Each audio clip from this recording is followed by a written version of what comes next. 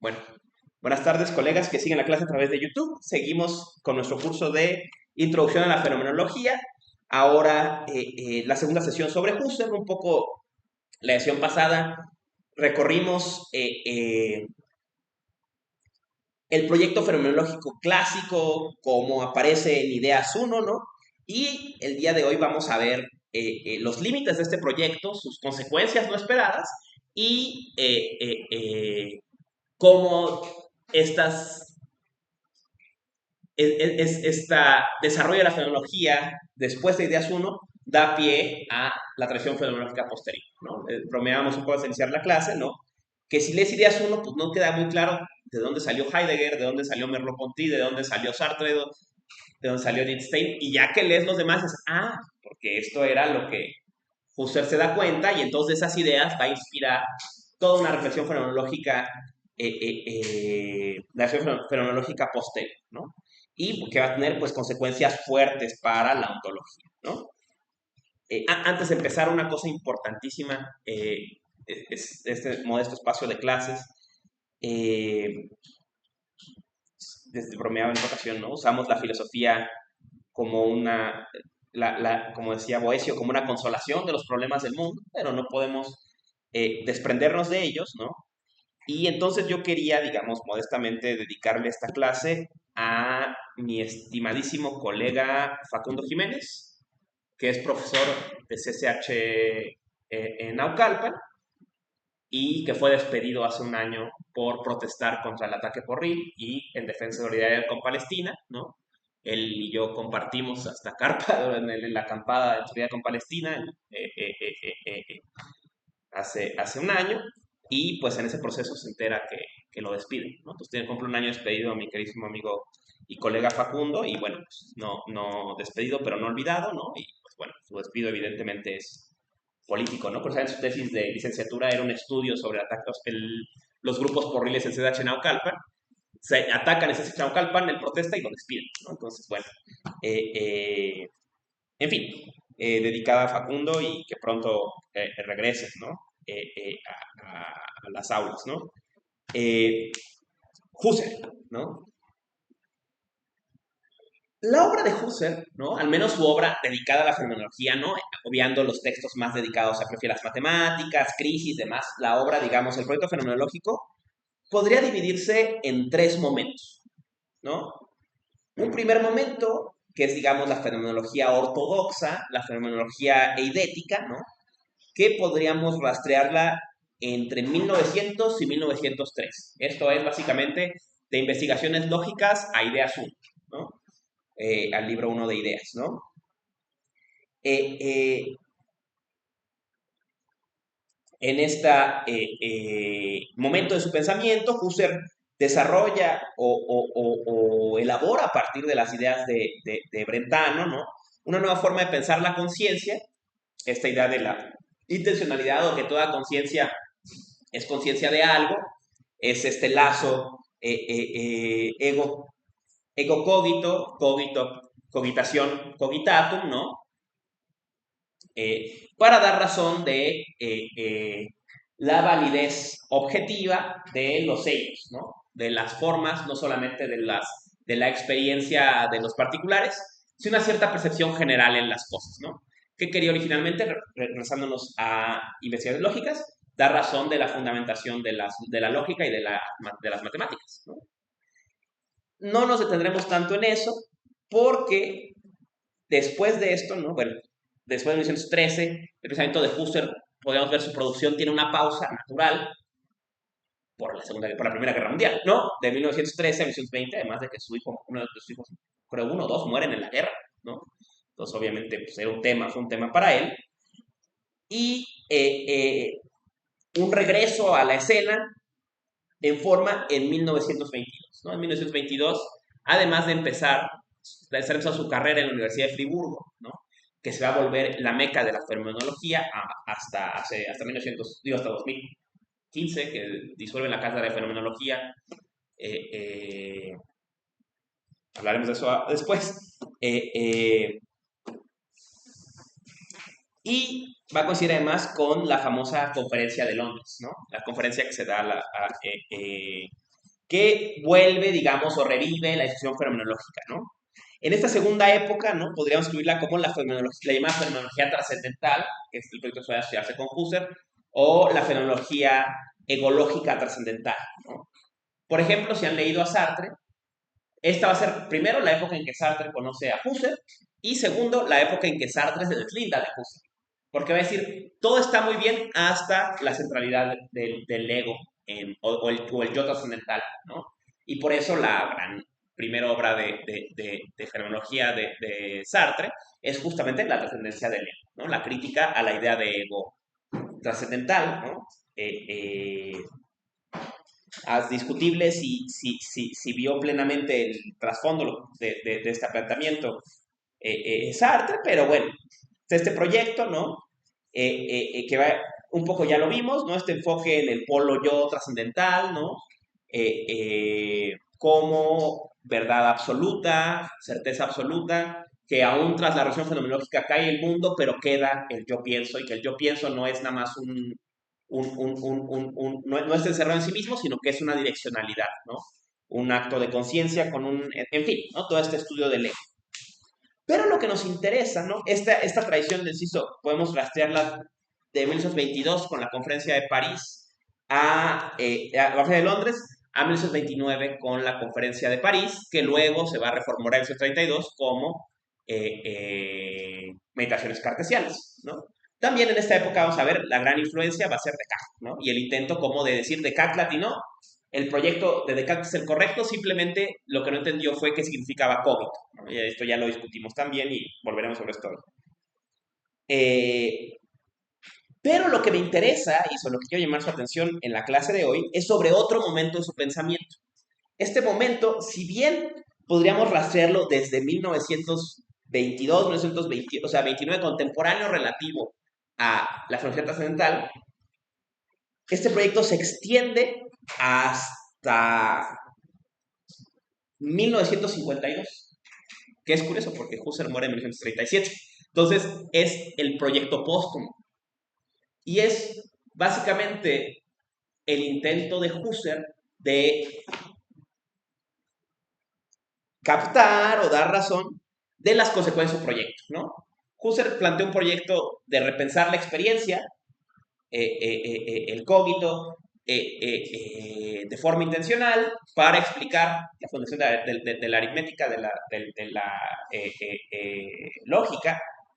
Se da cuenta del yo trascendental, ¿no? De la posición del yo trascendental como certeza apodíctica, y luego dice, bueno, y este esquema, una vez que llegamos a la conclusión de que ser es aparecer, de que la hipótesis de que no hay certeza apodíctica de la existencia del mundo trascendente, todo este rollo que ya hemos hablado, ¿esto qué significa?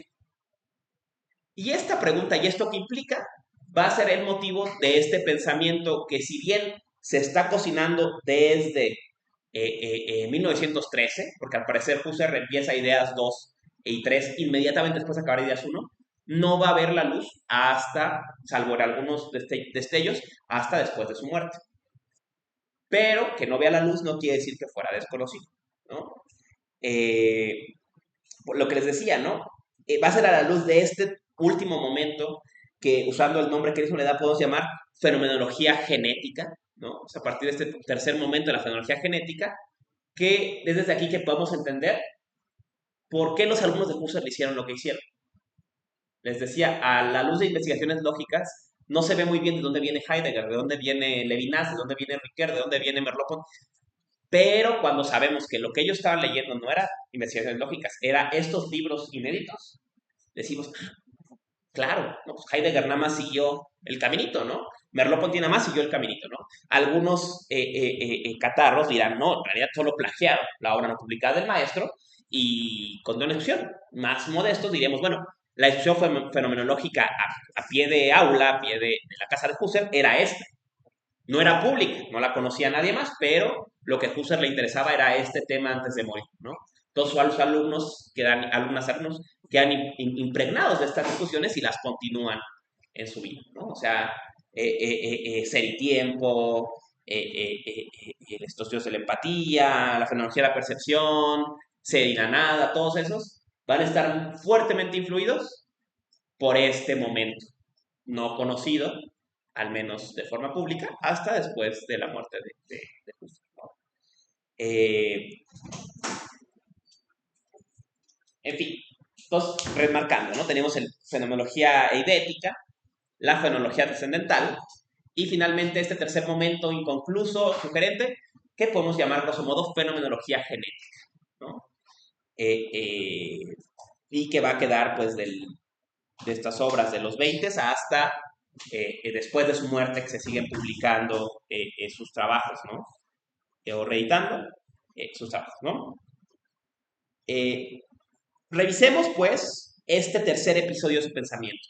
Pero no podemos hacerlo sin no tocar, aunque no sea nuestro interés, también el segundo, porque se van a desarrollar juntos, ¿no? A la vez que Husserl va a intentar apuntalar esta fenomenología trascendental o va a intentar abundar sobre la idea de que el yo es una certeza apodíctica, el yo pienso, el yo central es una certeza apodíctica, en la medida que quiera como apuntalar esta idea, se le va a abrir, como decíamos antes de empezar la grabación, la caja de Pandora. O sea, bueno, y todo esto que implica, ¿no?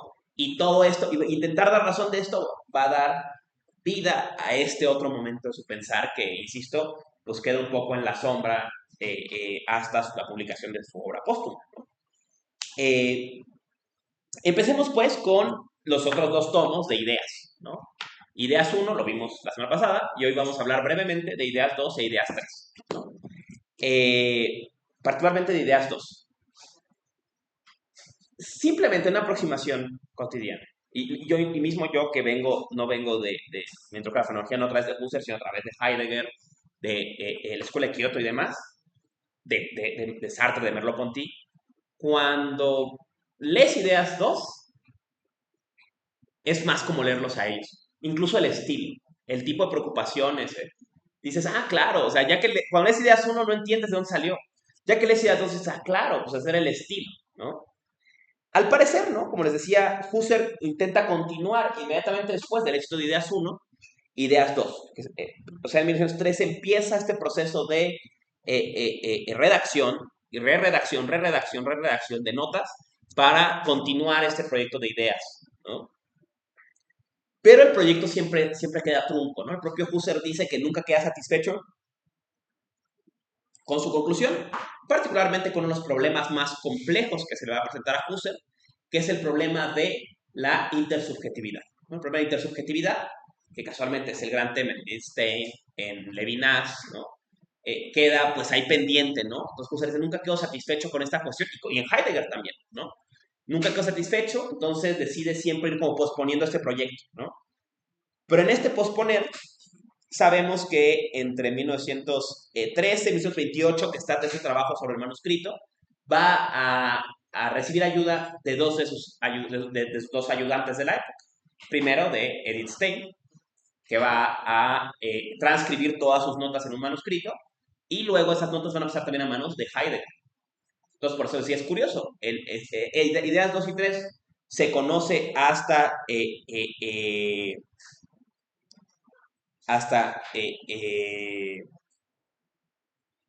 de forma póstuma, pero ya estaba ahí, ¿no?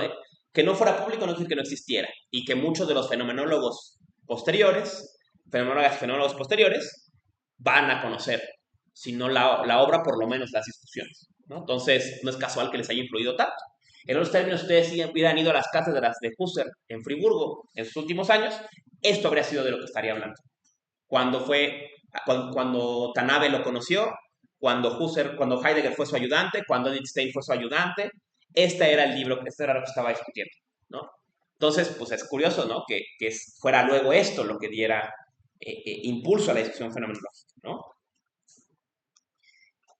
Eh, eh, si hubiera que enmarcar, ¿no? Ideas 2 y 3, básicamente es, ¿y qué hacemos con la fenomenología? ¿No? O sea, ya planteamos que no hay certeza apodíctica de la existencia del mundo trascendental. Ninguna tesis sobre el mundo trascendental del mundo trascendente tiene certeza apodíctica. O sea, no hay modo de saber o de probar que existe el mundo más allá de cómo se nos aparece. Entonces, la postura más razonable para la filosofía es asumir que ser es sinónimo de aparecer, y que las cosas solo son como se dan a la conciencia. El problema es que la tradición filosófica ha malentendido el término de conciencia. Pensamos la conciencia como cogito, como una cosa, mientras que la conciencia es una acción, ¿no? Es una intencionalidad que tiene tres momentos, ¿no? La intención misma, ¿no? La cogitación, el polo de partida, que es el yo trascendental, y el polo de llegada, que si bien no sabemos su realidad trascendente, todo acto intencional va dirigido hacia él. Este polo ya lo conocemos, es el noema o el objeto intencional, ¿no? Hablamos de esto en la clase pasada, y con este esquema dice Husserl, bueno, ¿y de esto qué se sigue? ¿No? O sea, ¿qué implica esto para la filosofía? ¿No? Y podríamos desglosar cuatro temas de estos dos libros, ¿no? Son como las grandes cosas, a mi parecer al menos, ¿no? Y que cuando las oigan van a decir, claro, Heidegger, claro, Merleau-Ponty, claro, Edith Stein, ¿no? O sea, están todos ahí. Todos agarraron estas ideas y corrieron. Y eventualmente, con cuanto a esa también, claro, Berzón, ¿no? Aquí está Berzón también presente, ¿no? Primer tema, con el que abre ideas 2. Dice, dice Husserl, para la ciencia, el mundo es un mundo material hecho de objetos gobernados por leyes naturales. Esta es una forma de darse del mundo. Es un tipo de actitud intencional frente al mundo. Cuando vamos al mundo como sujetos de conocimiento científico, el mundo contesta como objetos sometidos a leyes naturales, mecánicos, etc. Pero, dice, la actitud teorética o la actitud científica o la actitud teórico-doxística, como se quiera llamar, es solamente una entre muchas. El mundo objetivo es un mundo entre muchos. Es más, dice, las más de las veces no habitamos en el mundo como observadores científicos, sino habitamos desde otras actitudes, ¿no? Y él pone 12 grandes ejemplos de actitud. La actitud valorativa y la actitud práctica. Dice, ni en la actitud valorativa ni en la actitud práctica existe el objeto. Se relacionan con las cosas de forma distinta. Pone un ejemplo, ¿no? El científico reconoce la composición química de un pigmento.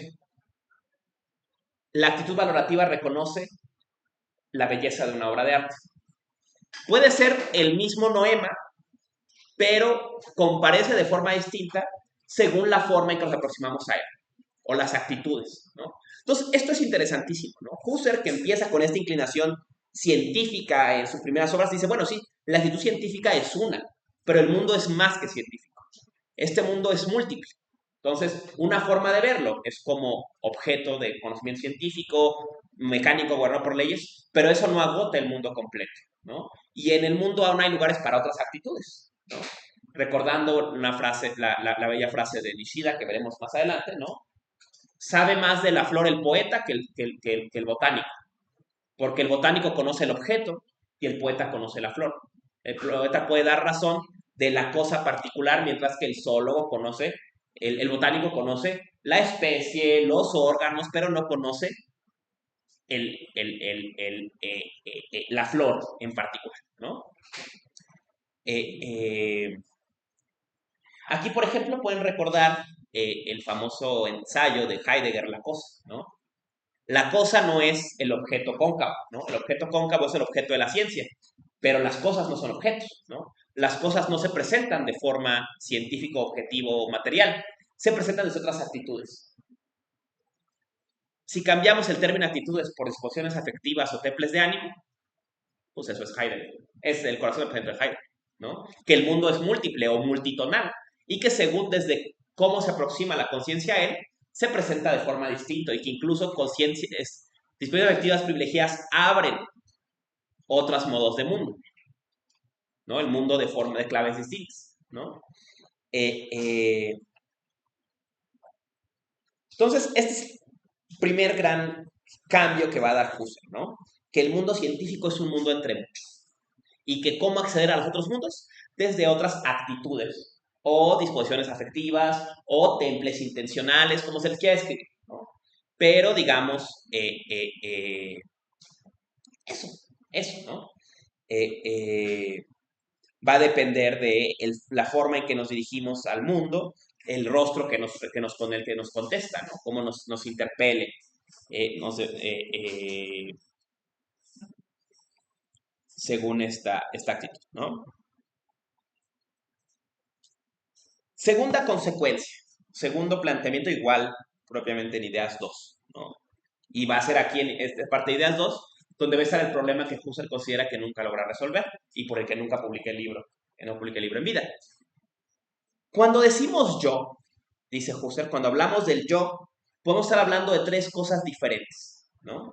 Y esto es lo que va a llamar en egología, o el estudio del yo. O como va a decir en las conferencias, si recuerdan, también vuelve sobre esto en conferencias de meditaciones cartesianas, la razón por la que la máxima de Delfos era noticefto, conócete a ti mismo, ¿no? El yo, dice él, tiene por lo menos tres dimensiones, ¿no? Curiosamente, esta misma idea va a aparecer, aunque según él críticamente de Husserl, en Sartre. Sartre dice eso, es un argumento para de trascendencia del ego. Dice, hay un yo trascendental. El yo trascendental, o en términos de Sartre, el ye, ¿no? Es el polo unificador de todo acto de conciencia. Como dicen los fenómenos actuales, el dativo de la experiencia, quien experimenta el mundo. Pero este yo trascendental no tiene ninguna característica. Es un yo, decíamos al principio, que es anterior al yo y al tú. Es simplemente el polo que va hacia el mundo, ¿no?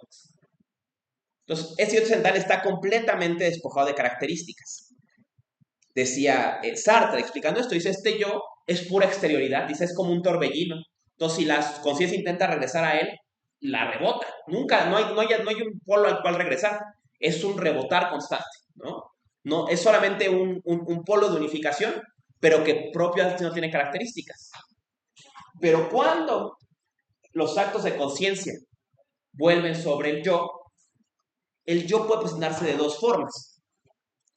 El yo anímico o el yo humano, o le llama Dios, que era 1920, el yo hombre.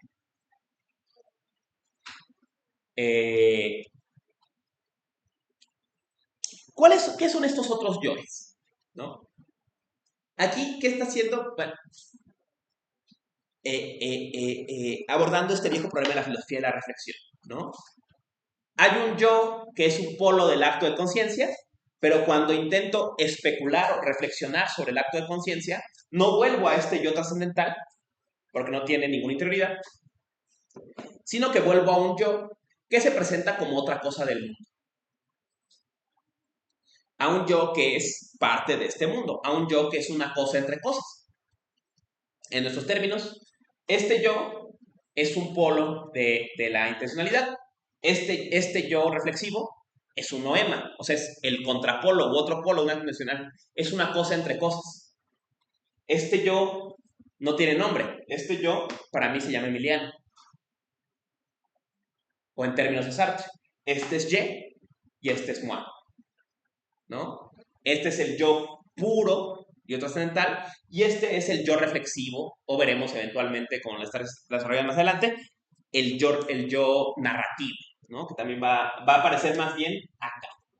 Pero bueno, ¿qué tiene el yo anímico? ¿No? ¿Quién es este yo anímico? ¿No? Este yo anímico, ¿no? Se presenta en una doble naturaleza, ¿no? Una doble naturaleza que es el carácter de ser una cosa animada. O sea, es cuerpo y es alma, ¿no? Es cuerpo vivo. O como dijeran los especialistas en griegos, ¿no? Es cuerpo, no es cadáver, ¿no? Es un cuerpo animado, ¿no? Eh, da un argumento genial. Dice, cuando veo mi cuerpo, lo veo como una cosa, entre cosas, pero una cosa especial en la que percibo vida. Y además reconozco en el yo reflexivo, si no lo hago a través del, literalmente, de verme las manos, sino desde la introspección. O sea, intento ver quién siente y reconozco emociones, afecciones, dolores, ¿no? Percibo mi alma desde esa introspección, digamos, ¿no? Mi actividad psíquica desde esa introspección, dice Husserl, entonces veo de estas dos dimensiones, ¿no? Puedo ver yo anímico como encarnado, como cuerpo, o yo anímico desde la pura introspección como actividad psíquica, ¿no? Pero dice, un argumento genial, dice, pero alma y cuerpo nunca están separados. Parece bobo este argumento ya, es mi brevez, pero es un argumento genial. Prueba de ello, dice en Ideas 1, es que hasta los fantasmas tienen cuerpo. ¿No es cierto? Cuando retratamos un fantasma, tiene un cuerpo espectral, pero cuerpo al fin. Porque la única forma en que las almas comparecen en el mundo es con cuerpos. ¿No? O sea, imagínense, cualquier fantasma pop de las películas siempre aparecen como cuerpos translúcidos, cuerpos blanquecinos, pero cuerpos al fin, ¿no? Porque alma y cuerpo son, están articulados, ¿no? E incluso en mí, el alma, mi alma se reconoce como encarnada en tanto que todo mi sentir, cuando reflexiono sobre él, pasa corporalmente. O sea, yo no nada más hace calor, siento calor en mi cuerpo, siento calor en las manos cuando toco, siento, percibo con los ojos que se cansan y siento el cansancio, ¿no? O sea, somatizo la percepción, o la percepción, cuando reflexiono sobre ella, tiene una dimensión somática. ¿Quién va a tomar esta idea? Merleau-Ponty. Y va a fenomenología de la percepción, ¿no? El cuerpo es donde pasa, la percepción no pasa en el éter, pasa en el cuerpo, pero no como un proceso fisiológico, sino como un proceso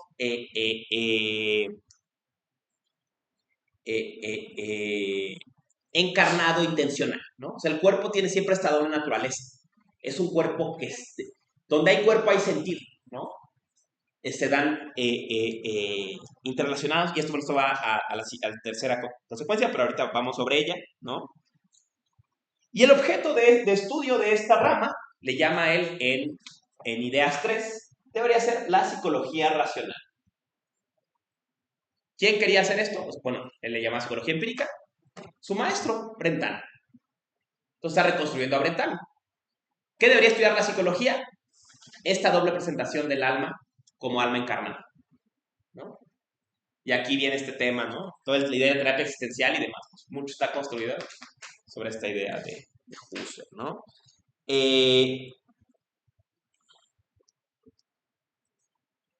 Dejemos este cuerpo en asterisco porque vamos a volver sobre este. Y aquí viene el tercer tema, ¿no? O la tercera forma en que me presento yo. Bueno, aquí me equivoqué, disculpen, ¿no? Hubo algo que les dije mal. El yo trascendental es un yo antes del yo y tú. Es experiencia de mundo que asumo de principio compartida por al punto que puedo referir a los mismos polos noemáticos, si se ve que entiendo, esa silla, ¿no? Entonces entiendo que parte de un mismo yo, digamos, previo, estos actos de experiencia distintos, ¿no? Este yo anímico lo veo a partir de la pura especulación, bien sea desde la introspección, en que reconozco los actos psíquicos en sí mismos, o bien sea desde la introspección que los reconoce encarnados. Pero finalmente esta alma-cuerpo siempre pasa junta, ¿no? Y no hay alma sin cuerpo ni cuerpo sin alma, ¿no? Están articulados en esta reflexión. Pero el yo que se llama Emiliano es este, el yo hombre, el yo humano. Esta es una tercera dimensión interesantísima. Dice, porque es así como comparece en el mundo no solamente el ego, sino el alter, el otro. Cuando yo reconozco en esta carne un yo humano, digo, soy humano, ¿no? Me veo como humano, volteo y les veo a ustedes. Y veo al alter, veo a la otra conciencia, ¿cómo? En carne, ¿no? Y esta carne deviene la piedra roseta de las conciencias. Dice Husserl en Ideas 3, bueno, adelantándonos un poco. Es por este carácter encarnado que puedo levantar la mirada desde mi yo psíquico, psicofísico, y reconocer en estos otros cuerpos otras conciencias, y no solo en el cuerpo humano. Dice él, yo veo en el perro, reconozco el frío en el temblor de sus patas, reconozco el cansancio, el sueño, el descanso en su carne. Dice, incluso, dice, si nos alcanzaran las categorías empáticas, podríamos reconocerlo en la planta, ¿no? En el cuerpo planta podríamos ver en esta objeto animado, este objeto que refiere a esta otra dimensión, una cierta analogía, ¿no? Decimos a los niños, no cortes la hoja porque le duele al arbolito, ¿no? Lo estamos apelando a que reconozca este fenómeno psíquico, reflexivo, que reconoce en sí, lo reconozca en otro cuerpo, y un cuerpo no humano, un cuerpo de planta, ¿no?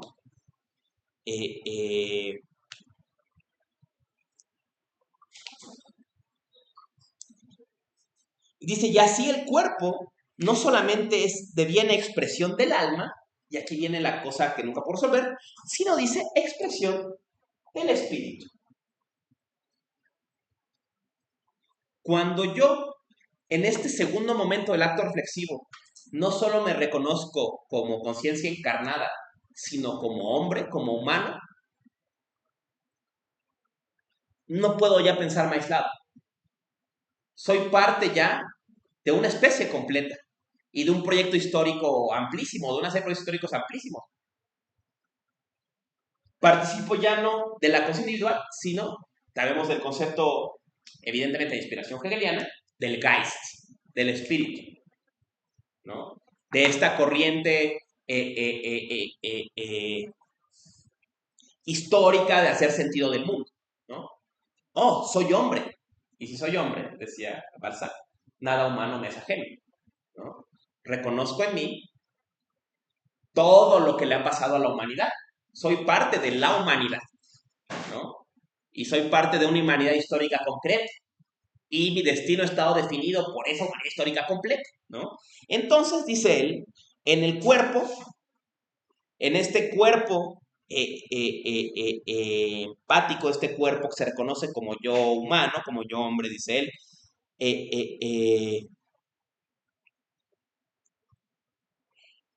nos reconocemos, dice él, como mónadas. Dice, a la vez que nos reconocemos como esferas cerradas, son esferas en comunicación que crean una esfera mucho más grande, que se llama humanidad. Y entonces aquí dice, nos habla la dimensión de la intersubjetividad. O sea, cuando yo me reconozco como humano, ya no me reconozco solamente como yo conciencia, sino como parte de una conciencia, digamos, o de un espíritu colectivo. La humanidad, México, los millennials, lo que sea, ¿no? Me integro a esta corriente histórica, ¿no? Y entonces dice, a partir de ese momento, ya no digo yo, sino digo nosotros. Nosotros vivimos el mundo de esta forma. Los humanos, los mexicanos, los millennials vivimos, y entonces ya soy parte de esta entidad más grande que es la intersubjetividad, ¿no? El espíritu, ¿no? Este fue el problema que él dice nunca poder terminar de resolver. ¿Cómo se da este salto o cómo opera esta intersubjetividad?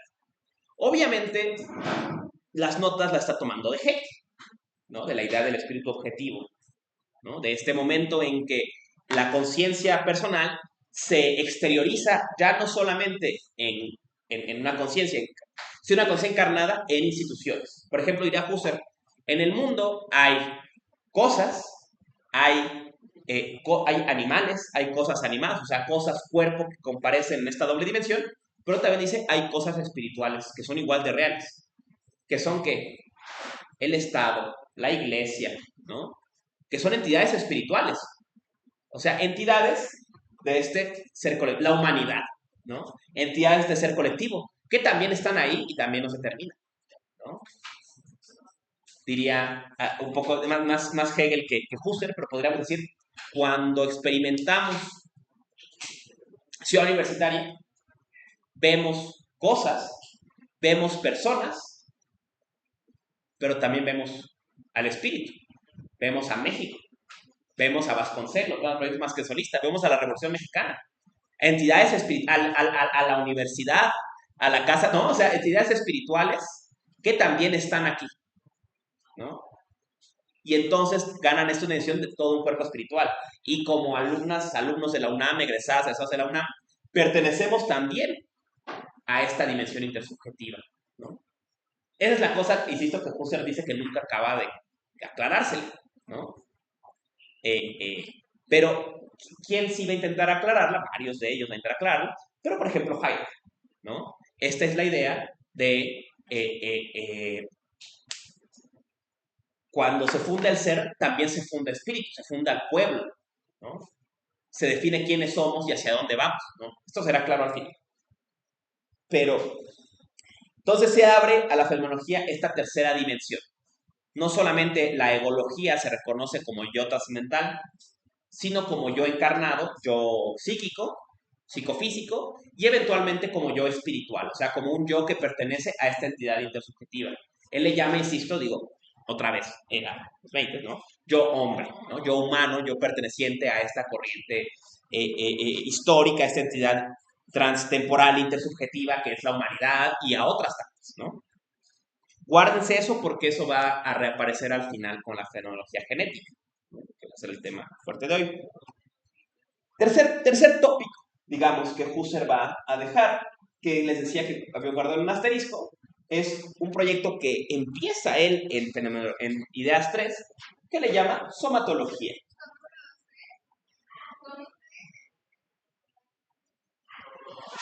Somatología o fenomenología del cuerpo. ¿Qué es la somatología?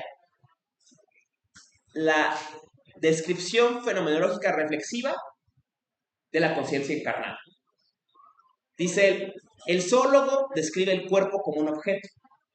La somatología describe el cuerpo vivo, el cuerpo como emociones, afecciones, y además dice algo muy interesante, digo, para que vean esas ideas tan ricas que deja pendiente ahí, dice, un cuerpo además técnico. Dice él, el cuerpo humano, somatológicamente, se acrecenta, ¿no? Con el bastón, con los lentes, ¿no? No son mecánicamente parte de tu cuerpo, pero somatológicamente sí, los integras, ¿no? Hasta te sientes incómodo cuando traes tu reloj o algo que siempre te usas, porque si estás somatológicamente integrado a este cuerpo, ¿no? Entonces, propone esta idea, ¿no? De una somatología, que lo pensaríamos como otro nombre de la psicología racional, que piensa el cuerpo como vivo, ¿no? No el cuerpo objetivo, sino el cuerpo vivo, el cuerpo descrito, podríamos decir desde la perspectiva de la primera persona, la perspectiva fenomenológica, y que se desdobla además, ¿y por qué se trata de la fenomenología? Dice él, porque se desdobla en un cuerpo doble. Dice, en un cuerpo especiológico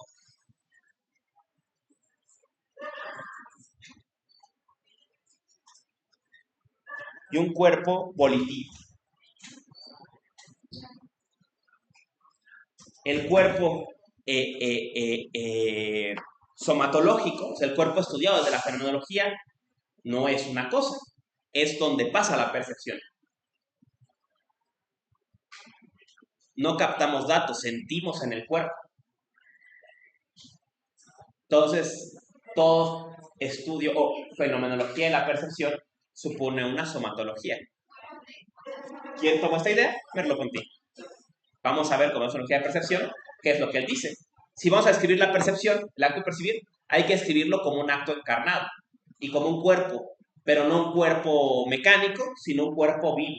El cuerpo como lo sentimos al percibir, ¿no?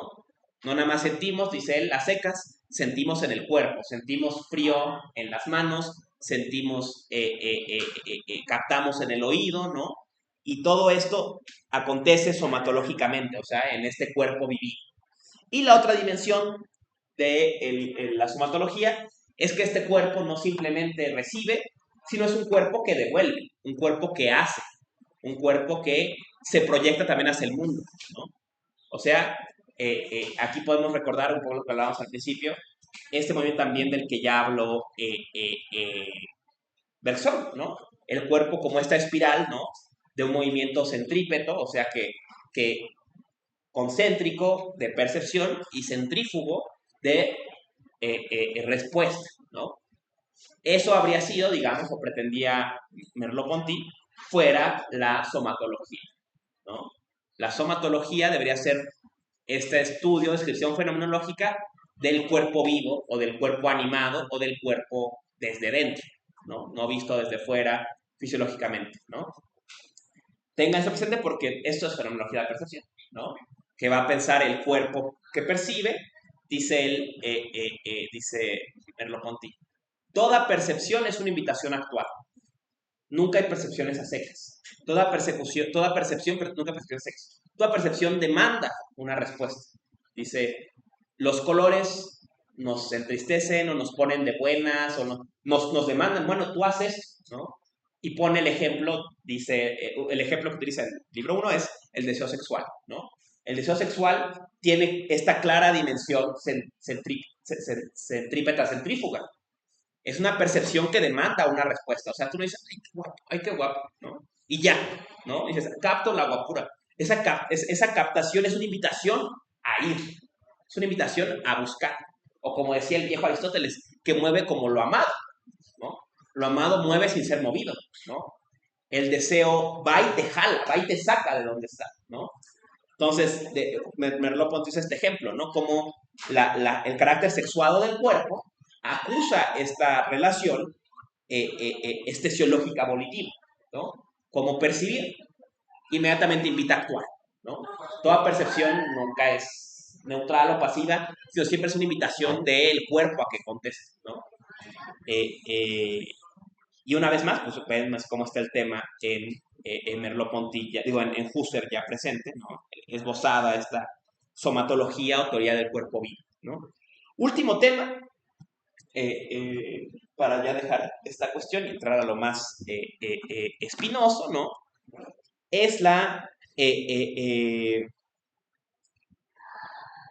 digo, no la desarrolla gran cosa él, pero quien sí la va a desarrollar va a ser Ortega y Gasset, y es la teoría de la circunstancia. ¿Cuál es el planteamiento de la circunstancia? Dice, solamente para el pensamiento tético las cosas están aisladas, hay objetos. Si prestamos atención a la experiencia en su darse mismo, la experiencia tiene un carácter orgánico. O sea, a la experiencia no se da elementos, se da, dice en un momento, la percepción es de cosas, no de datos. Y habría que agregar, ni siquiera de cosas, es de mundo completo, en que todo está conectado, incluido yo. ¿No? No veo un montón de cosas, no veo una colección de cosas. Veo esas cosas ordenadas, interrelacionadas, referidas unas a otras. Esta idea, aparte de Ortega y Gasset, otro que la va a explotar va a ser Heidegger en Ser y Tiempo. Le llama a eso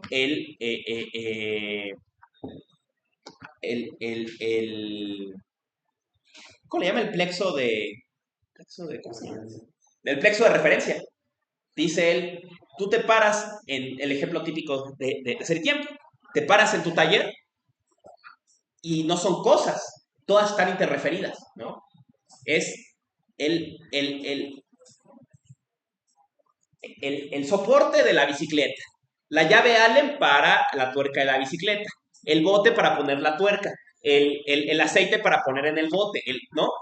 No están separadas, o sea, existen interconectadas. Solo el pensamiento tético puede explicar, mira, vamos a hablar del bote a secas, ¿no? El bote solo existe en este plexo.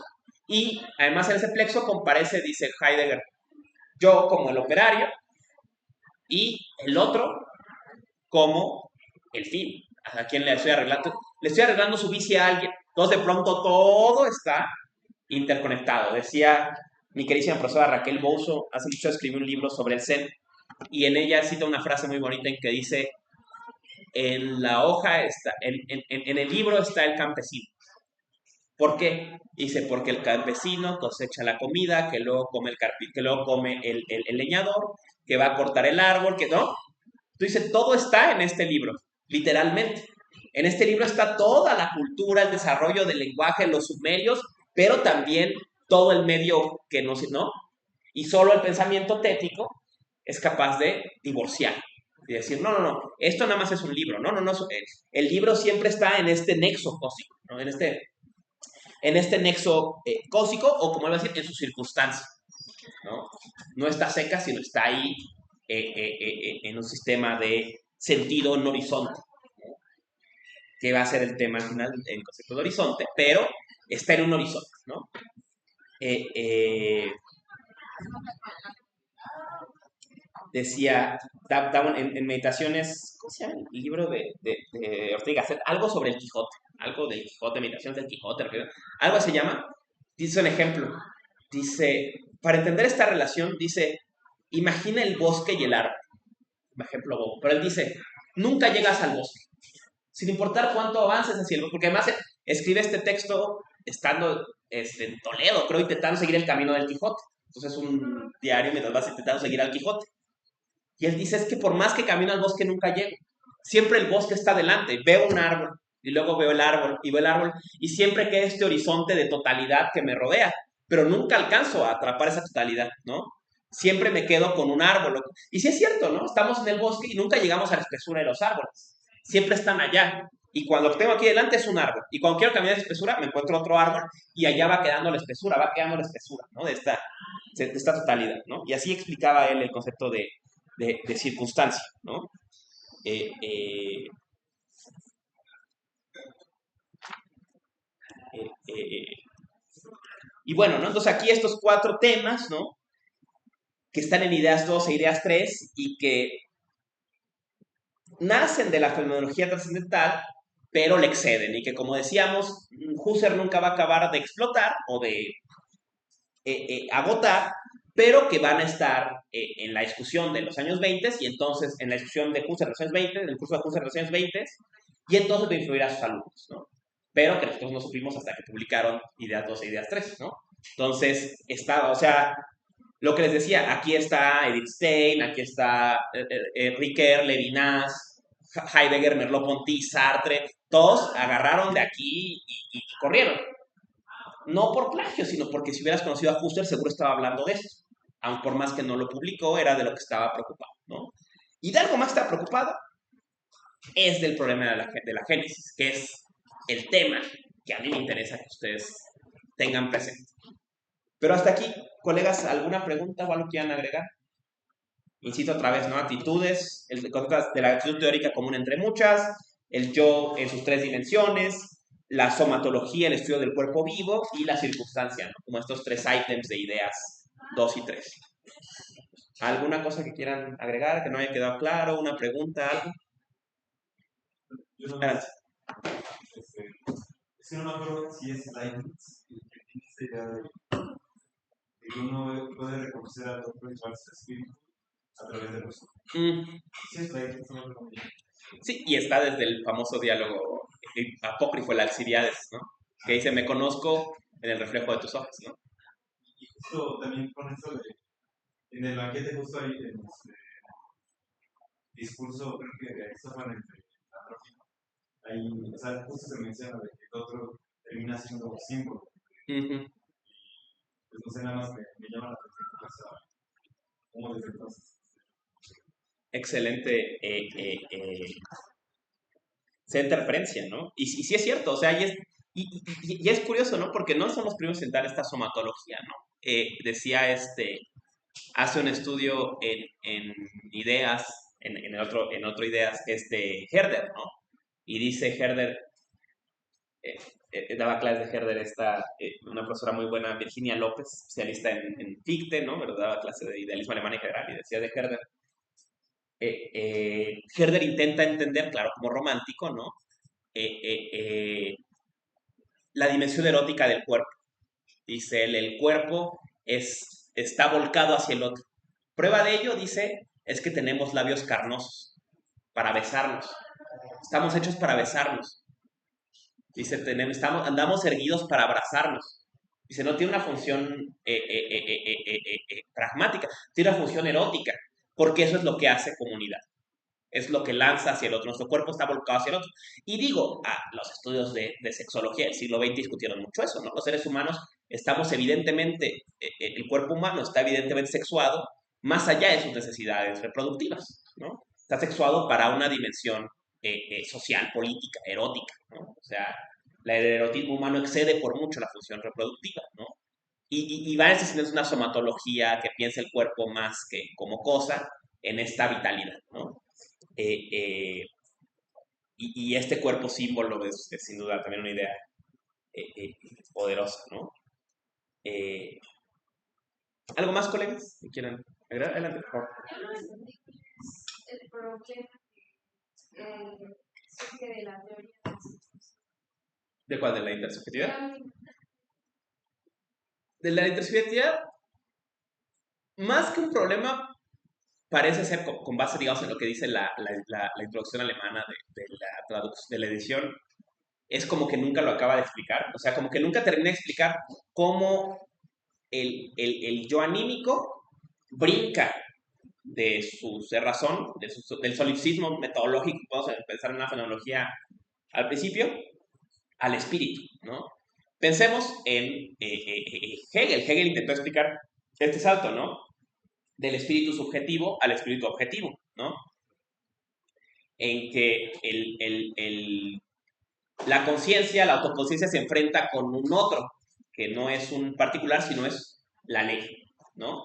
Pero en este choque, ¿no? En que la voluntad individual choca contra la ley, el espíritu autoconsciente se reconoce en la ley y entonces acontece la síntesis ética, ¿no? En que dices, esa ley que se me presenta en un primer momento como ajena es mi ley, es la ley del espíritu, es la ley que yo puse. Cuando dices, entiendo por qué hay estas normas, abrazo estas normas, estás diciendo, estas normas son como yo hubiera querido.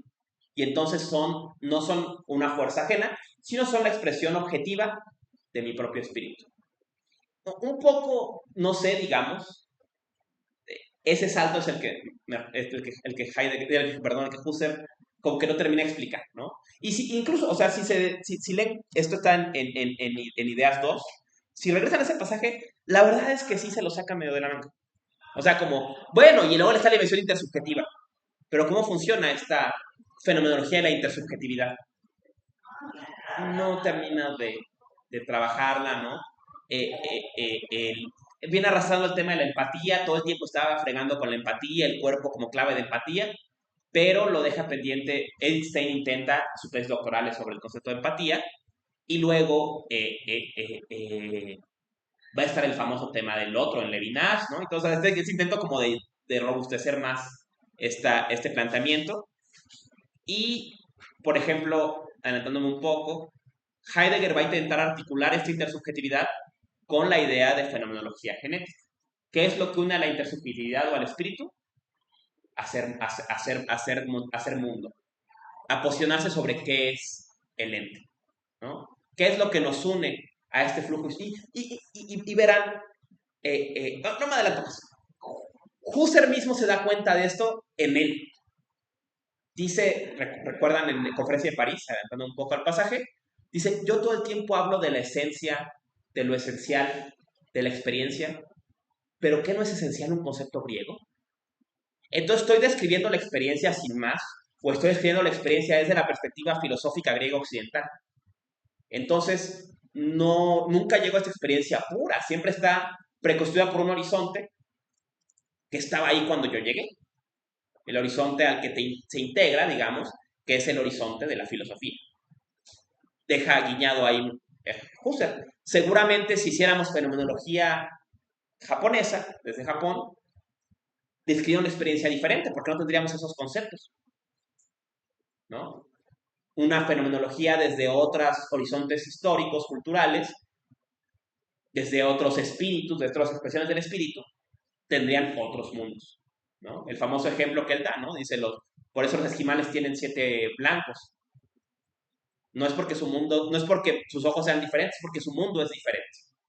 Y entonces, este Geist, esta intersubjetividad, esta percepción intersubjetiva o estos principios de la percepción intersubjetivos son diferentes. Pero, a mi parecer, al menos, yo te diría que más que un problema es una falta, es un hueco, ¿sabes? O sea, como que nunca acaba de explicar este brinco a la intersubjetividad. Dice, está ahí, pero no acaba de explicarlo. Y si piensas así, se entiende por qué Heidegger y todos ellos están intentando explicar el ser en el mundo es ser con los otros, ¿no? Están todo el tiempo queriendo como llenar ese hueco, como explicar este brinco de dónde están los otros, ¿no?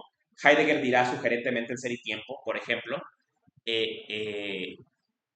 ser con los otros se hace patente en que en la ocupación, nuestro modo más cotidiano de ser en el mundo, no somos en mi mundo, sino en el mundo de ellos, en el mundo ajeno. Y yo solamente me estoy intentando adaptar a este mundo de otros que ya estaba aquí cuando yo llegué. Y solamente vivo en el mundo del hombre, del Dasman, en un mundo ya presignificado cuando yo llegué, y yo solo me integro a una corriente ya definida, ¿no? Y en un momento anómalo, me reconozco también como ser posible que puede resignificar el mundo, pero de entrada lo que hago es vivir en un mundo ajeno, vivir en un mundo espiritual ya dado, ¿no? Ya predeterminado, ¿no? Entonces, lo que digo, ellos intentan, pero Husserl como que más bien da el brinco, ¿no? No sé si me dio un poco. Por favor. De este problema. Insisto, ¿no? O sea, sin duda yo soy mi herencia heideggeriana no la puedo negar, ¿no? Yo creo, o sea, veremos aquí el nacimiento de la fenomenología hermenéutica, ¿no? Husserl, pero yo pienso que la hermenéutica, hay una forma burda de entender la hermenéutica que dice, los hermeneutas que ellos dicen que la verdad es inventada y que inventamos la verdad. Tienen razón, pero lo que las hermeneutas planteamos es la verdad la inventan otros. Y nosotros vivimos en un mundo con una verdad ya inventada. Y el ejercicio reflexivo crítico lo que intenta es reconocer que no tenemos que creer en esa verdad o que podemos cuestionar. Decía, en paz descanse, nuestro querido profesor Gianni Battimo, ¿no? La hermenéutica es iconoclasia, ¿no? La hermenéutica reconoce a la verdad con mayúsculas e intenta siempre minarla.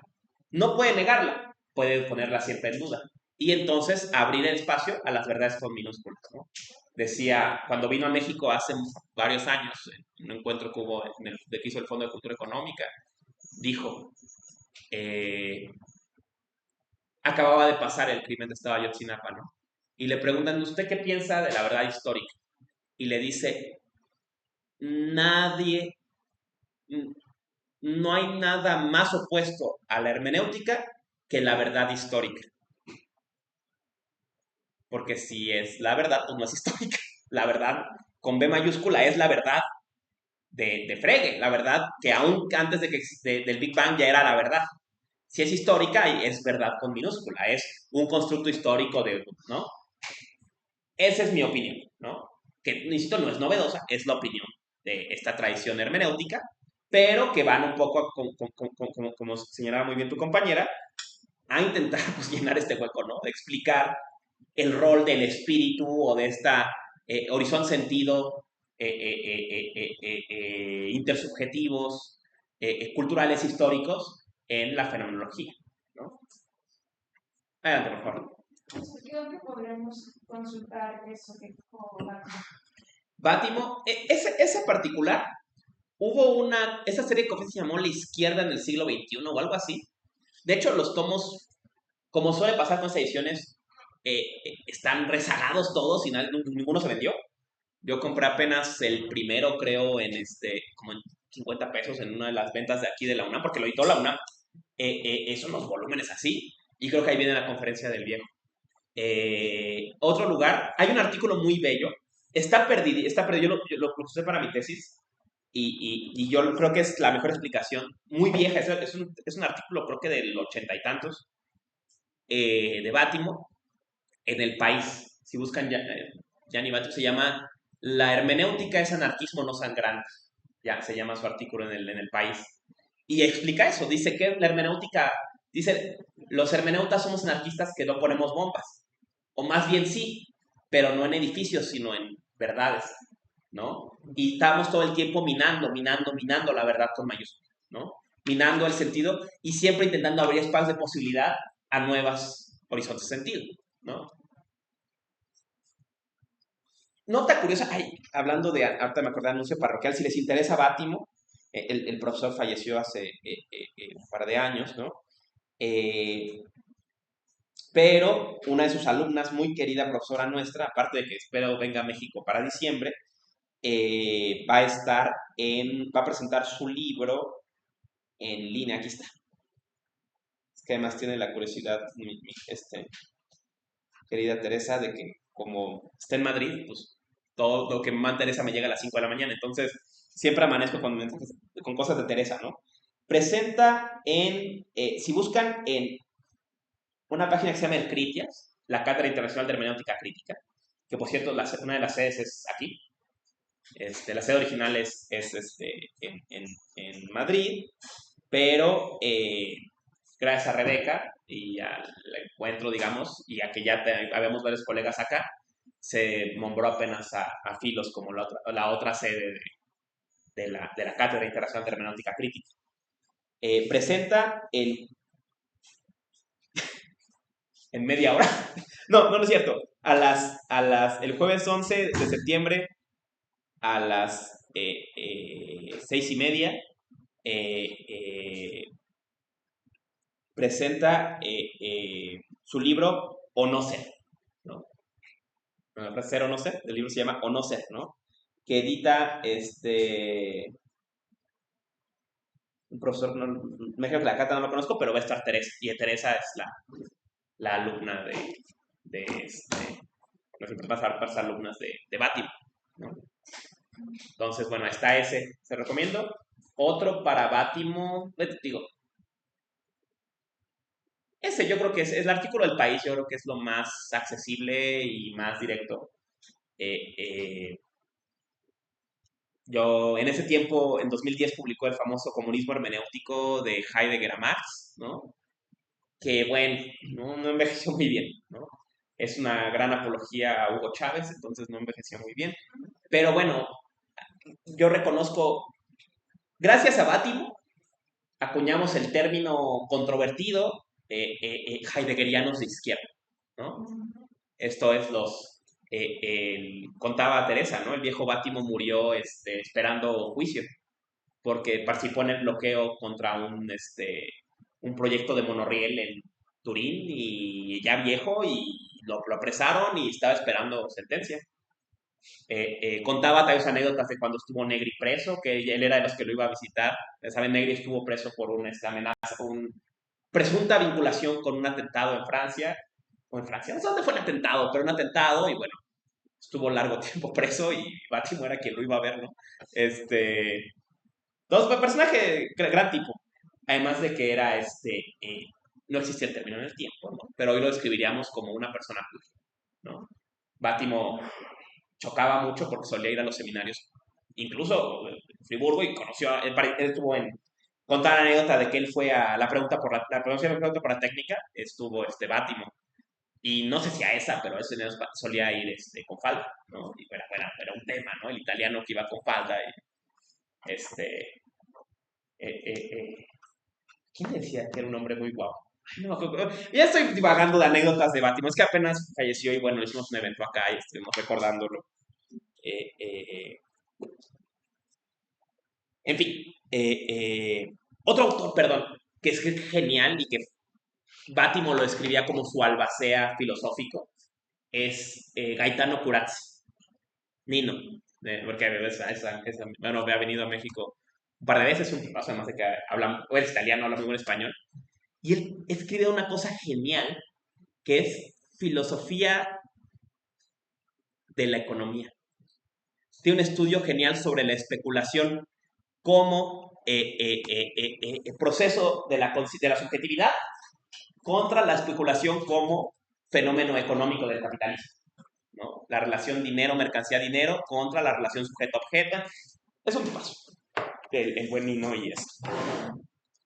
Y bueno, ¿no? En fin, ya sin más divagaciones, entremos al tema, ¿no? Que ya no tenemos un poco el tiempo en sí, ¿no? Fenomenología genética. ¿Qué es la fenomenología genética? ¿No? Fenomenología genética es el nombre de este proyecto husserliano, ¿no? Que nunca llega a su plena realización y queda solo indicado en la última década, en las últimos 10 o 15 años de su vida. Queda sugerido este proyecto, pero que va a influir fuertemente, particularmente a Heidegger, ¿no?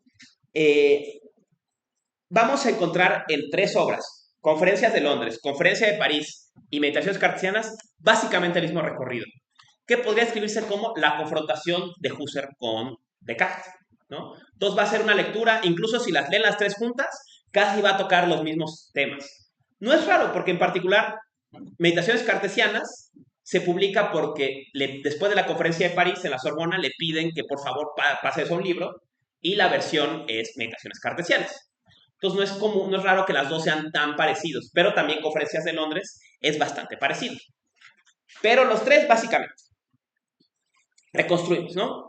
Empieza. La filosofía siempre ha ido contra la especialización. La filosofía quiere la verdad, ¿no? Y la verdad, la pregunta más grande, la pregunta por el ser, la filosofía primera, ¿no? La fenomenología sin ser dentro de la filosofía primera. ¿Cómo vamos a llegar a la filosofía primera? Como le hizo Descartes. Esto es, dice, a partir de la pobreza absoluta.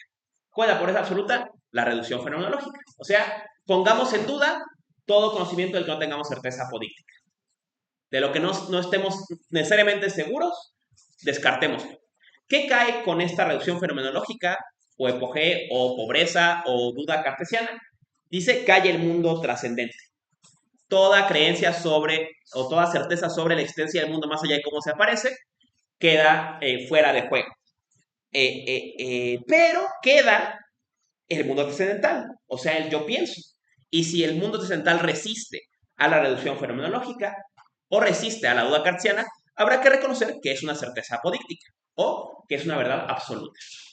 Yo pienso es una verdad absoluta, cogito ergo sum es una verdad absoluta. El problema, ¿no? Y que no hay evidencia apodíctica del mundo exterior. Hasta ahí, esto ya lo hemos visto antes, ¿no? Como sabemos también el problema va a ser que Descartes nunca entendió bien, no entendió plenamente qué significaba cogito, ¿no? Vimos que cogito no era una cosa, sino era una dirección o un acto, ¿no? Y ese acto tenía al yo, tenía al noema o al objeto intencional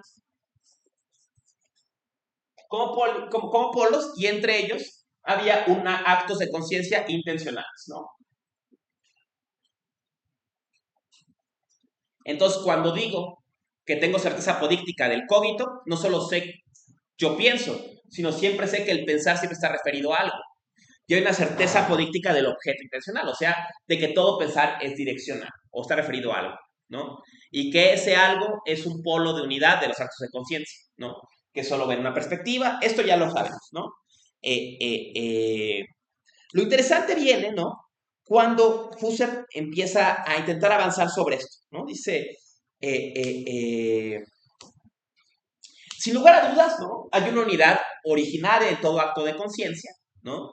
Y además tiene también el acto de conciencia ciertas síntesis polares. O sea, el polo del noema reúne, ¿no? Si todos los días ves el mismo árbol, lo verás de formas distintas, pero asumes que es el mismo árbol. O sea, hay una síntesis de la conciencia en el noema, en su referencia a la cosa, ¿no? O al objeto intencional.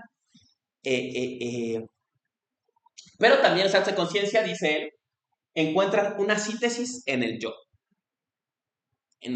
que los piensa, ¿no? Aquí no hemos ido muy mal de la fenomenología trascendental, pero dice él, esa síntesis, ¿a través de qué se da? Del tiempo. De lo que va a llamar la conciencia interna del tiempo. O sea, del reconocimiento de que todos los actos de conciencia son actos de una misma conciencia, ¿no? Que yo veo, yo siento, yo escucho, yo veo ahorita, yo veo después, yo veo, yo recuerdo, yo deseo, yo, ¿no? O sea, que todos los actos están unidos en una conciencia en sucesiones temporales. Aquí no vamos muy lejos de Kant. Esta síntesis le llama a él síntesis pasiva, ¿no?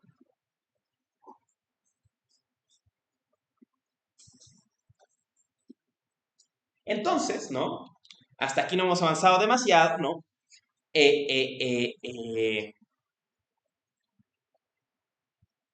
La conciencia, en su polo yo, en el yo trascendental, da unidad a los actos de conciencia porque son actos de la misma conciencia. Porque son actos que se suceden en el tiempo o se asocian en el tiempo, ¿no? Ahorita veo, ayer me imaginaba la clase, hoy la experimento, mañana la recuerdo. Pero es la misma clase y están unidas también en que son actos de la misma conciencia, ¿no? No solo son la misma clase, sino la misma conciencia que tienen los actos, ¿no? Y están unidos en el tiempo. Esa es la síntesis pasiva.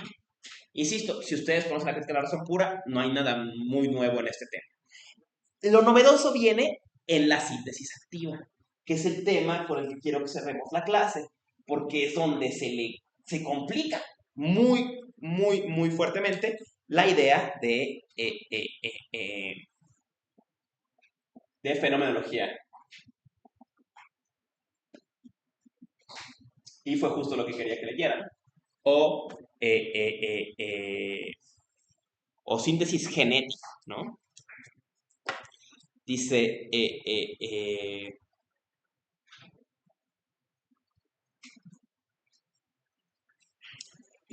dice Husserl, ¿no? Así como yo reúno todos los actos de conciencia desde una perspectiva, desde el polo yo, como actos de mi conciencia, también reúno todo lo que veo, todo lo que pienso, todo lo que recuerdo, todo lo que imagino, todo lo que capto con el entendimiento, los objetos espirituales, los objetos físicos, los objetos animados, todos los sintetizo con un concepto extremadamente interesante para la fenomenología, que es: todos existen en la realidad. La realidad es la síntesis de los noemas, digamos, ¿no? ¿Dónde está todo lo que pensamos, percibimos, deseamos? En la realidad, en el mundo, ¿no? Sentido muy general.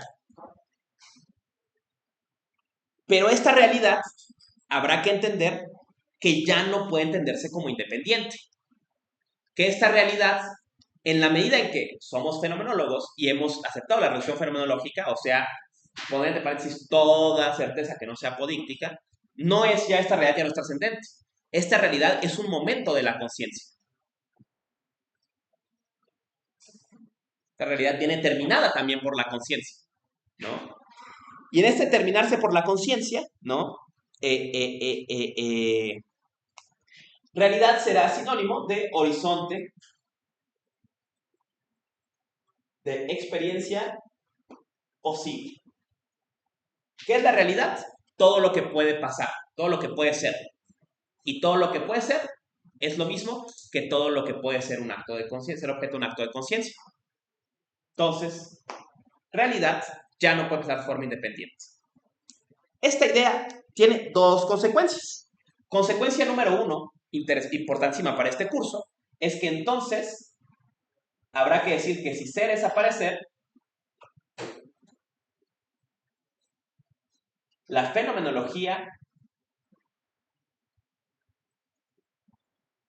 en esta dimensión fundamental, la que determina la realidad o el horizonte de experiencia posible, lo que puede ser, es fundamentalmente ontología.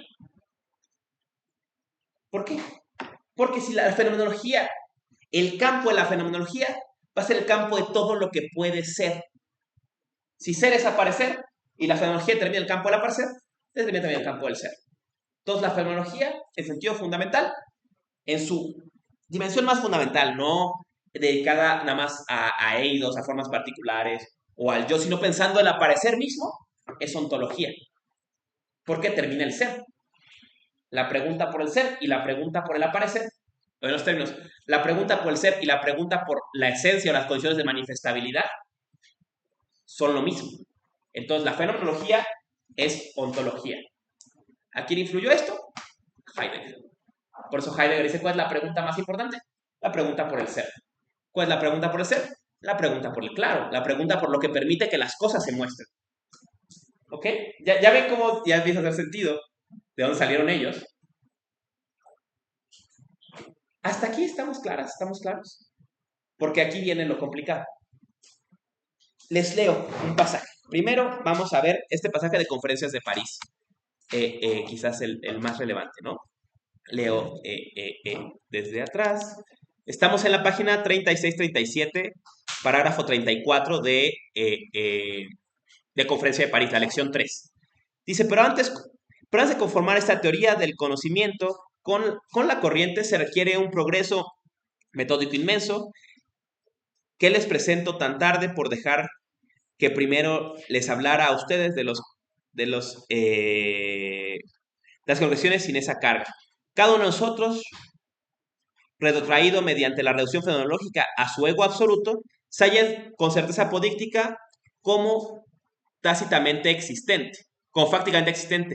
Mirando alrededor, hallaba el ego múltiples tipos de apresables descriptivamente que podían desplegarse intencionalmente y pronto pudo él mismo progresar en el descubrimiento intencional de su ego. O sea, hasta ahorita lo que ha sido la fenomenología. Pero no accidentalmente se me escapó repetidas veces la expresión esencia y esencial, que equivale a un concepto determinado a priori, aclarado por vez primera por la fenomenología. ¿Qué quiere decir esto? Esta primera fragmento. Cuando Husserl describe la experiencia, la describe como esencia, la describe como ile, la percibe como morfé, la percibe como eidos. Entonces, no está simplemente describiendo, sino la forma en la que describes determina el horizonte de experiencia posible. O sea, no simplemente la fenomenología describe o mapea el horizonte de experiencia posible, sino que literalmente dibuja el mapa. O sea, dice, hasta aquí puede llegar la experiencia. Esto es lo que hay adentro del campo de la experiencia. Hay materia, hay forma, hay esencias, hay eidos, ¿no? Y estos conceptos, a priori, estos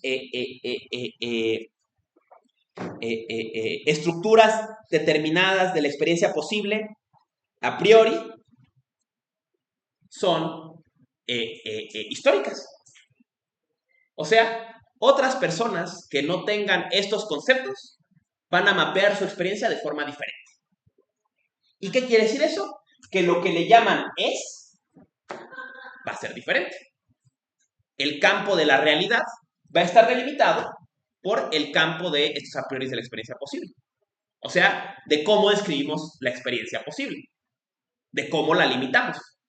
La experiencia posible que hasta aquí ha descubierto Husserl mismo reconoce es una experiencia delimitada por Aristóteles, por conceptos aristotélicos.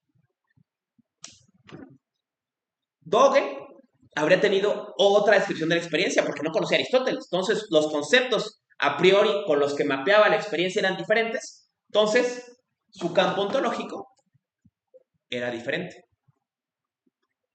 ¿Va quedando claro esta cuestión de la fenomenología genética? Les leo algunos pasajes más, un poco para ir redondeando esta cuestión. Adelante, por favor. No, resumamos tantito. No me quedó claro por qué definir la realidad como el horizonte de la experiencia posible en lugar de... O sea, bueno, creo que la idea que se me ocurre ahorita es porque estamos pensando no en como el mundo trascendente, sino justo en el sujeto mental que es el que posibilita... Va por ahí que sea... Es la idea exacta, ¿no? O sea, la realidad es el horizonte de experiencia posible, pero ¿quién define el horizonte? Ese es el tema. Ahí está la cuestión. Y esa es la fenomenología genética. El reconocimiento de que este horizonte de la experiencia posible no es un dado, ni es universal, sino está determinado por estos a priori de la experiencia posible, que son históricos y múltiples, dice él. O sea, cada cultura tendrá su propio horizonte, cada cultura tendrá su propia realidad, cada cultura tendrá su propio ser.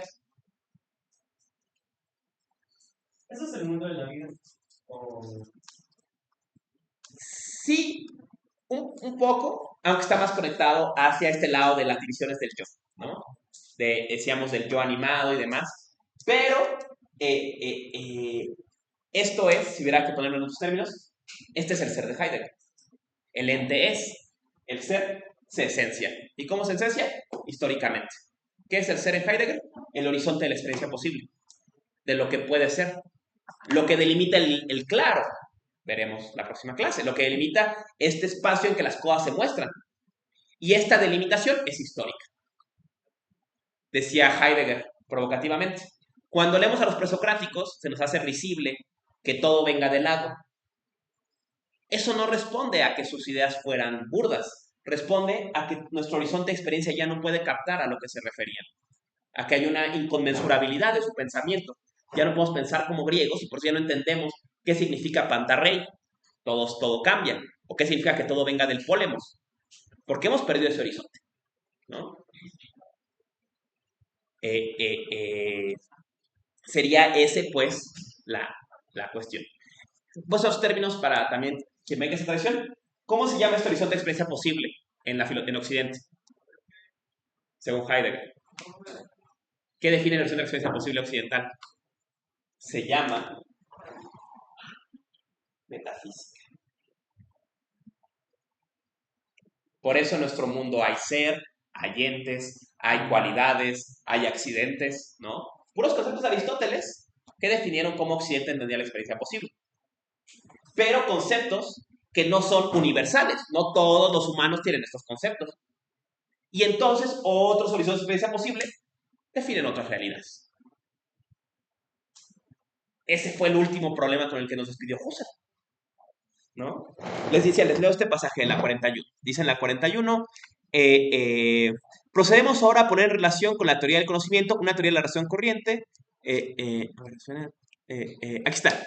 Una teoría de relación corriente que es la teoría egológica trascendental de la constitución del ser, que pone de manifiesto todo lo existente para el ego como función de una obra pasiva y activa originada en las motivaciones sintéticas de la propia vida intencional. Adelanto un poco más. Vemos aquí las dos síntesis, ¿no? Está aquí en la 51. Dice, el ser primero en sí, el que precede a toda objetividad mundana y soporta, es la intersubjetividad trascendental. Aquí el problema que nunca puedo resolver Husserl. La intersubjetividad trascendental, el todo de las mónadas que asocian en comunidad en diferentes formas. ¿Qué es el ser? Contesta la pregunta heideggeriana Husserl. La limitación de este horizonte. ¿Y quién la limita? El espíritu. Es un acto intersubjetivo. Nadie se inventa su propio ser. Vive en un mundo ya significado. Y entonces, el ser es un acto intersubjetivo. Vamos a meditaciones cartesianas para acabar de redondear estas ideas, ¿no? Dice en Meditaciones Cartesianas, 132, 133, les leo. Parágrafo 37 de la meditación cuarta. Dice, muy difíciles son los accesos a la última universalidad de los problemas fenomenológicos e idéticos y, por tanto, una última génesis. El fenomenólogo está, al empezar, involuntariamente atado por su partir de sí mismo como ejemplar. En sentido trascendental, se encuentra consigo mismo como siendo el ego y luego como siendo el ego en general, que tiende ya conciencia de un mundo de nuestro bien conocido tipo ontológico, con naturaleza, con una cultura, ciencias, artes, técnicas, etcétera, con personalidades de orden superior, el Estado, la Iglesia, etcétera. La fenomenología que se cultiva en los comienzos se muestra, es meramente estática. Sus descripciones son análogas a las de los naturalistas que buscan los distintos tipos, a lo sumo los sistematizan ordenadamente. La cuestión relativa a la génesis universal y a la estructura genética del ego en su universalidad, que se remonta por encima de la conformación temporal, están lejos aún y en efecto son de grado superior, pero incluso cuando se plantean, se hace así dentro de una peculiar limitación. Pues por lo pronto, la contemplación eidética se atenderá también a un ego en general con la limitación que existe ya para él un mundo constituido. También este es un estadio necesario de las leyes rectoras de la génesis propia de él. Se pueden describir las posibilidades de una fenomenología eidética rigurosamente universal. Dentro de ella, el ego se modifica con tanta libertad que ni siquiera se atiene a la suposición ideal pero limitativa de estar constituido esencialmente para nosotros un mundo de la estructura ontológica que nos es natural.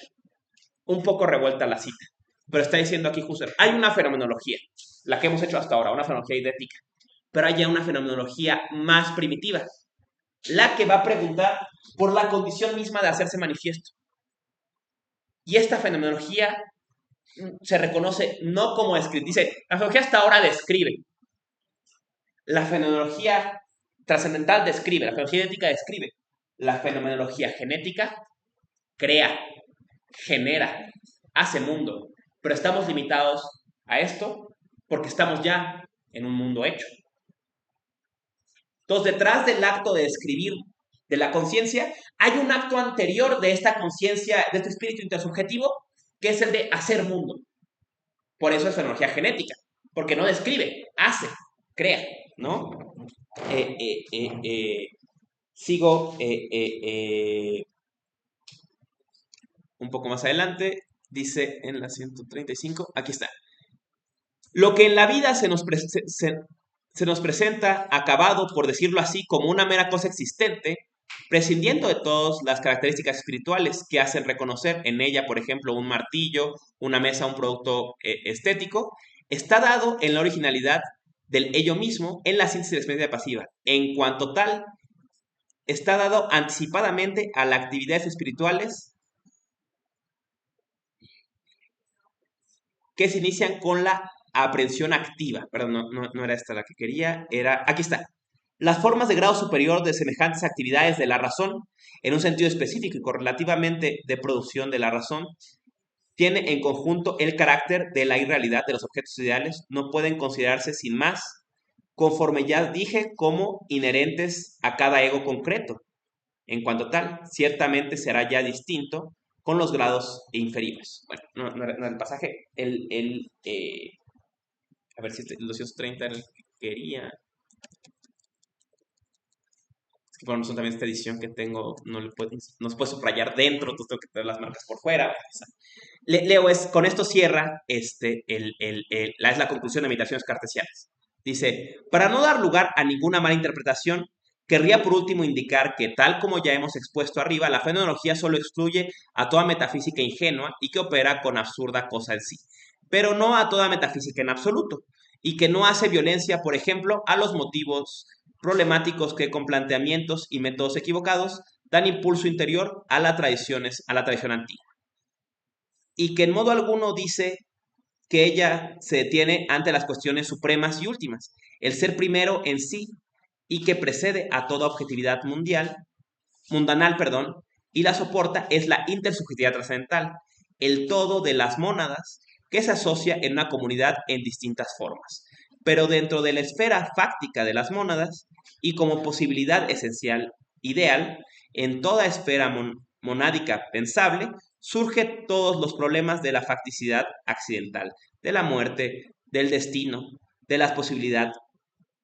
exigidas en una acepción especial, con pleno sentido, de una vida humana auténtica, y entre estos problemas también los del sentido de la historia. Y así, en la progresión ascendente, podemos decir también que son los problemas éticos religiosos, pero planteados sobre las bases sobre las que tenemos justamente que plantear todo cuanto haya que tener posible sentido para nosotros, ¿no? Redondeando un poco, perdón, estas citas son un poco densas, pero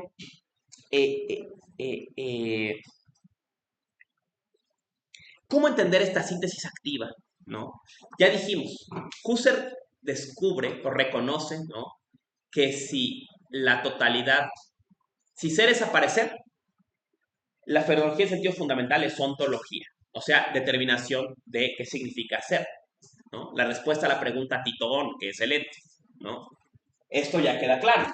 Pero esta respuesta se responde en términos de horizontes de experiencia posible, de una delimitación de Titón, ¿no? Y esta delimitación es una delimitación históricamente dada por el espíritu intersubjetivo, ¿no? Y esto quiere decir, ¿no?, que la fenomenología en sentido fundamental, como pregunta por el aparecer mismo, es ontología.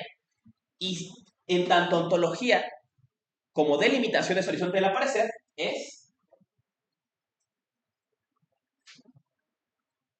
hermenéutica. Es la pregunta, no por la descripción del mundo del aparecer, sino por cómo creamos históricamente los límites del aparecer, cómo delimitamos el aparecer históricamente. Entonces es el estudio de estos horizontes de sentido históricos y el reconocimiento de la posibilidad de transformar de estos horizontes de sentido. Y así pues, ¿no? El problema fundamental de la fenomenología sería un problema de sentido, un problema de cuál es el horizonte de la experiencia posible. Husserl reconoce, hasta ahora hemos descrito la experiencia, en el mejor de los casos, los límites de la experiencia posible, pero desde el horizonte de la metafísica. Habrá que reconocer que no es el único horizonte posible, sino que desde otras categorizaciones pasadas, contemporáneas, todas, se puede pensar otros mundos. Problema mismo, insisto, que plantea más adelante Merleau-Ponty, ¿no? No percibimos estímulos, percibimos mundos significativos. Y esta significación es histórica. Por eso distintas culturas ven diferente. Por eso, donde tú ves donde tú ves blanco, un esquimal ve 10 matices. Porque tiene otro horizonte de significación de esta experiencia, ¿no? Entonces, este problema o este último planteamiento de su fenomenología es con lo que lega el proyecto fenomenológico a sus alumnas y alumnos, ¿no? Si somos rigurosos, ¿no? Último planteamiento, intento planteárselo un poco mejor. Para explicar el problema de el estatus de las verdades formales e idénticas, ¿no? Las matemáticas. Husserl desarrolla este aparato explicativo de la experiencia que es la fenomenología, ¿no? La fenomenología supone replantear cómo entendemos la experiencia, suspender toda toma de postura sobre el mundo trascendente y reconocer que dicha toma de postura pues, es dogmática, ¿no? Y que la única certeza que tenemos es de las cosas como se nos dan a la conciencia. Llegamos a la conciencia de desaparecer y entonces, ¿no? Más allá de estos problemas específicos, pareciera que el problema de la fenomenología por excelencia, al menos como filosofía, debe ser no describir el yo, no describir el cuerpo, sino describir el aparecer mismo. Describir qué permite que las cosas se muestren. Y la pregunta, ¿qué permite que las cosas se muestren? Es la misma pregunta que es el ente. ¿Qué hace que las cosas que son sean? ¿Por qué es el ente y no más bien la nada? ¿No? La pregunta de Heidegger. Pero nos impulsa también a reconocer que este campo del ser no es un dado trascendente, sino está determinado por la conciencia. No en este caso por mi conciencia anímica, no por mi yo anímico, sino por este fundamento del ser que dice él de una forma interesante, que es la intersubjetividad trascendental. Esto es el horizonte de sentido histórico que define cuál es el horizonte de la experiencia posible. Y por eso, fenomenología, en sentido más fundamental, es ontología, y ontología, en sentido más fundamental, es hermenéutica. En otros términos, el ente es, los noemas, los objetos nacionales son. El ser es el horizonte de la manifestabilidad.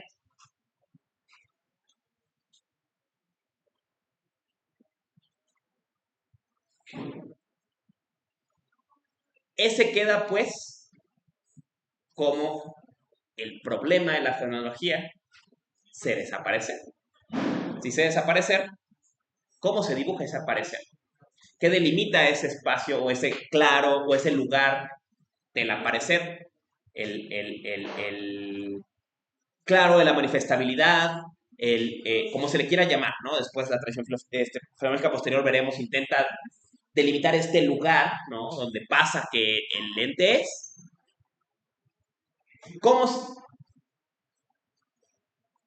¿Qué es este espacio y cómo se delimita?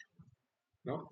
Serían las preguntas, digamos, más propiamente ontológicas de la fenomenología, ¿no? Son preguntas, pues, que veremos que Husserl avienta y que quedan a la posteridad, ¿no? Antes de que se acabe el tiempo, para la próxima clase seguimos introducidos en esto. Busqué por dónde aproximar este problema en Heidegger y se me ocurrieron estos dos textos. Uno, el final de la filosofía y las tareas del pensar. Esta conferencia es de finales de los 60 o principios de los 70, o sea, es uno de los últimos textos de Heidegger. Está en la edición de Tecnos de Tiempo y Ser. Y se consigue en internet sin ningún problema. O sea, ¿cómo? El final de la filosofía y las tareas del pensar. O el fin de la filosofía y las tareas del pensar. Si lo buscan solo nunca lo van a encontrar, pero si buscan Tiempo y Ser en cualquier lugar donde bajen sus libros, es uno de los artículos que viene. Tiempo y Ser. Tiempo y Ser se llama la conferencia. Digo, el libro que trae el texto, el ensayo Tiempo y Ser, la conferencia Tiempo y Ser y el final de la filosofía y las tareas del pensar. Si tienen tiempo de leer Tiempo y Ser, es muy bueno, échenle un ojo, aborda también el problema, pero si nada más pueden leer uno, lean el final de la filosofía y las tareas del pensar.